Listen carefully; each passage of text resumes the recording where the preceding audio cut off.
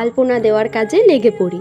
মাথায় কোনো রকমই ভাবনা চিন্তা রাখিনি যে কেমন ধরনের আলপনা দেব, তবে যেহেতু এটা মনসা পুজো তাই পদ্ম ফুলের ছোঁয়া তো সব জায়গায় রাখতেই হতো। তবে একটা জিনিস আমার মনে মনে বিশ্বাস ছিল প্রথম থেকেই, যার মন্দির তিনি যেরকম আলপনা পছন্দ করেন শেষ পর্যন্ত আউটপুটটা ঠিক সেরকমই বেরোবে।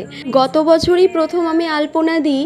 আমি কিন্তু প্রফেশনাল আলপনা আর্টিস্ট নই, ভালো লাগে বলেই যেরকম মাথায় আসে সেরকমভাবেই আলপনা দিয়েছিলাম মন্দিরে।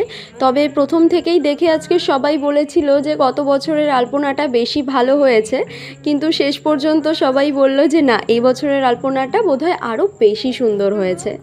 তো মন্দিরের মেঝেতে সামনের বেদির সামনে কিছুটা আলপনা দেওয়ার পরে ভেবেছিলাম পুরো মন্দিরের মেঝেতেই একটু একটু করে পদ্ম ফুলের ছোঁয়া রাখবো। গত বছর আলপনা দেওয়ার সময় সারা রাত লেগে গিয়েছিল আমার আলপনা দিতে। সন্ধ্যে 7টা থেকে পরদিন ভোর 4:30 পর্যন্ত একা জেগে আলপনা দিয়েছিলাম, কিন্তু এই বছর আর একা জাগতে হয়নি। আর এবছর রাত 1টার মধ্যেই আলপনা দেওয়া কমপ্লিট হয়ে যায়। মন্দিরের মেঝেতে আলপনা দেওয়ার পর দিদা বলল মন্দিরের যে দরজার গেট আছে সেই গেটের দুপাশেও ছোট ছোট করে পদ্ম ফুল এঁকে দিতে, তাহলে নাকি বেশি সুন্দর লাগবে। এই তো আলপনা দেওয়া আমার শেষ।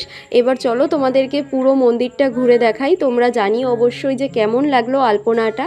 আজ তবে এখানেই ভিডিও শেষ। সবাই ভালো থেকো, টাটা।